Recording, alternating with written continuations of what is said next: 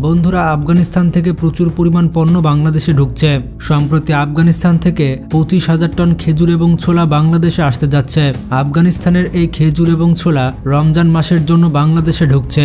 এবার রমজান মাসে খেজুর এবং ছোলার দাম একেবারে কমে যাবে এবং বাংলাদেশের মুসলিমরা ভালোমতো ইফতারি করতে পারবে। রমজানের আগেই খেজুরের দাম সহনীয় পর্যায়ে রাখতে চায় সরকার, আর তাই আগেভাগেই উদ্যোগ নিয়েছেন। এই ব্যবস্থা যদি সঠিক হয় তাহলে খেজুরের দাম অবশ্যই কমে যাবে। খেজুরের দাম 2 সপ্তাহ আগে বেশি ছিল, এখন খেজুরের দাম মোটামুটি স্বাভাবিক কমে আসছে।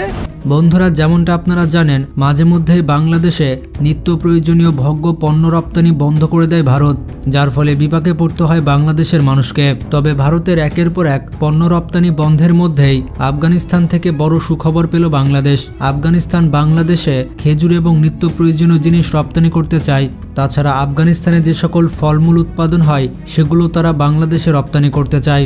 সম্প্রতি এমনটাই জানিয়েছে আফগানিস্তানের কৃষিমন্ত্রী মোল্লা আব্দুল মান্নান। আফগানিস্তানে তালেবান সরকার ক্ষমতা গ্রহণ করার পর দেশটির কৃষিক্ষেত্রে একটি বিপ্লব সাধিত হয়েছে।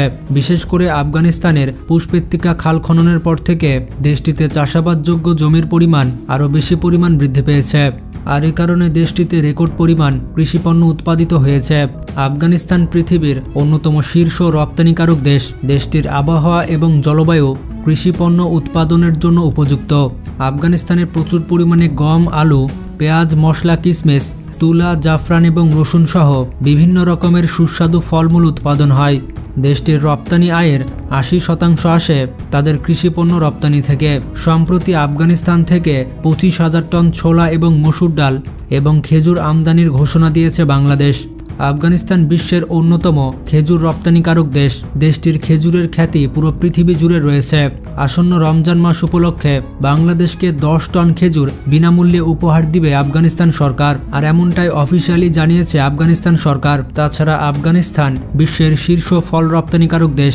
আফগানিস্তানে আঙুর, আপেল থেকে শুরু করে এবং ডালিম সহ বিভিন্ন ধরনের ফল ব্যাপক পরিমাণে উৎপাদন হয়ে থাকে। প্রতি বছর রমজান মাস এলে বাংলাদেশের বাজারে ফলমূলের চাহিদা উল্লেখযোগ্য হারে বেড়ে যায়, যার কারণে প্রতি বছর কয়েকশো টন ফল ভারত থেকে আমদানি করতে হয়। কিন্তু আসন্ন রমজান মাসকে কেন্দ্র করে বাংলাদেশের মুসলমানদের শাস্তি দিতে ভারত তাদের ফল রপ্তানির ওপরে নিষেধাজ্ঞা জারি করেছে।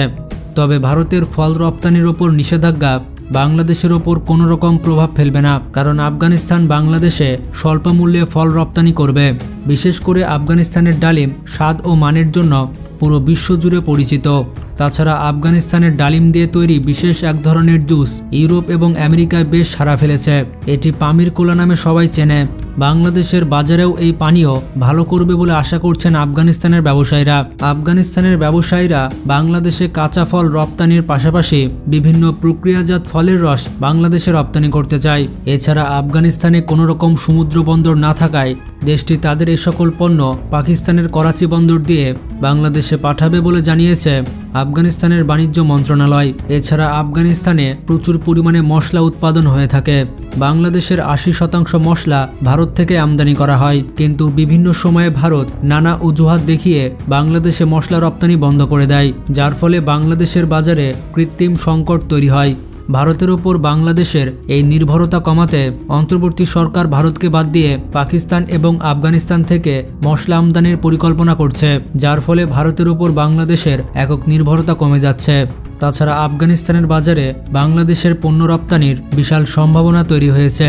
বিশেষ করে বাংলাদেশের ঔষধ এবং পোশাক, পাটসহ বিভিন্ন ধরনের পণ্যের ব্যাপক চাহিদা রয়েছে আফগানিস্তানে।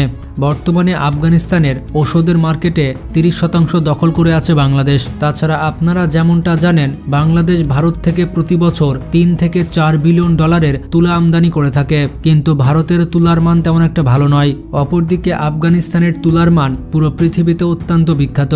প্রতি বছর আফগানিস্তানে 30 থেকে 35 হাজার মেট্রিক টন তুলা উৎপাদন করা হয়ে থাকে। তাছাড়া পাকিস্তানও পৃথিবীর অন্যতম সেরা তুলা রপ্তানিকারক দেশ। ভারত বাংলাদেশকে তুলা রপ্তানি বন্ধ করে দিলেও বাংলাদেশ পাকিস্তান এবং আফগানিস্তান থেকে তুলা আমদানি করতে পারবে।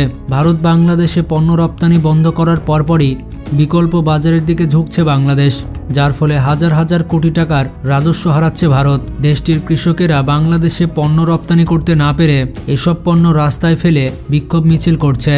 এমনকি ভারতের অনেক কৃষক আত্মহত্যা পর্যন্ত করছে।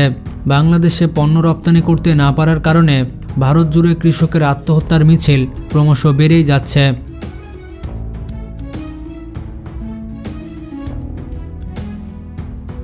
আপনারা স্ক্রিনে রিপোর্ট দেখতে পাচ্ছেন।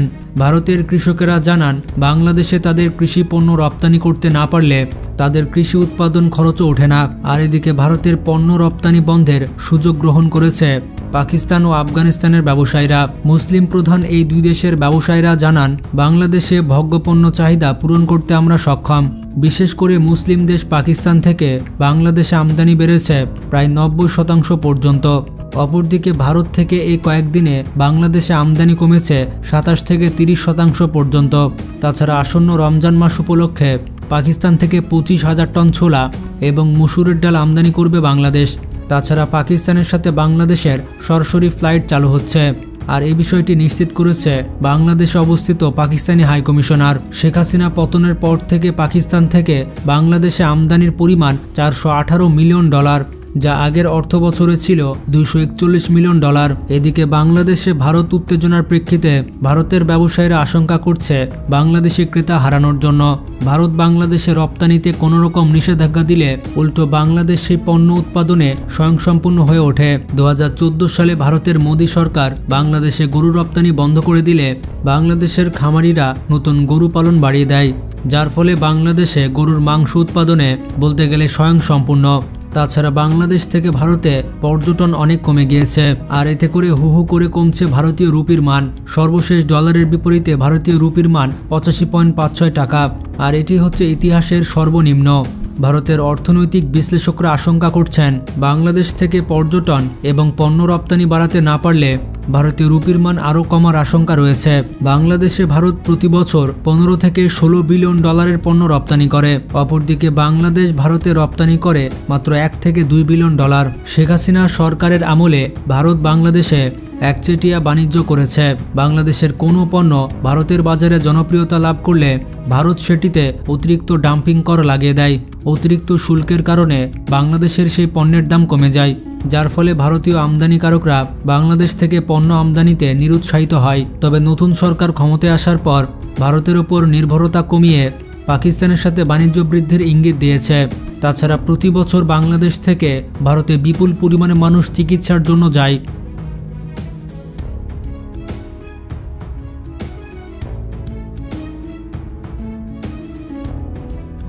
এর ফলে বাংলাদেশের বিপুল পরিমাণ বৈদেশিক মুদ্রা ভারতের পকেটে চলে যায়, যেটার পরিমাণ প্রায় $5 বিলিয়ন। আগামী জুন মাসে চীন এবং তুরস্ক বাংলাদেশের মাটিতে আধুনিক হাসপাতাল নির্মাণ করবে, যেখানে চীন এবং তুরস্কের ডাক্তাররা বাংলাদেশে আসবে এবং রোগী দেখবে।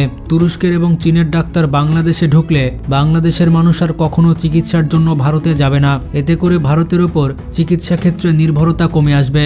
সব মিলিয়ে বাংলাদেশ কোনোভাবেই ভারতের ওপর নির্ভর থাকবে না। ভারত ছাড়াও পৃথিবীতে অনেক দেশ রয়েছে যারা বাংলাদেশকে সাহায্য করার জন্য মুখে রয়েছে। আমরা ভারতকে দেখিয়ে দেব যে ভারতের দাদাগিরি ছাড়া বাংলাদেশ কিভাবে চলতে পারে আর ভারতের থেকেও বেশি উন্নতি লাভ করতে পারে। এ বিষয়ে আপনাদের কি মতামত কমেন্ট করে জানান। আর যারা নতুন দর্শক রয়েছেন তারা এখনই চ্যানেলটি সাবস্ক্রাইব করে ফেলুন, কারণ আমরা সব সময় গুরুত্বপূর্ণ সব বিষয় আপনাদের সামনে তুলে ধরি। এছাড়া ভিডিওটি ভালো লাগলে শেয়ার করতে পারেন। আজকে পর্যন্ত ভালো থাকবেন, টেক কেয়ার।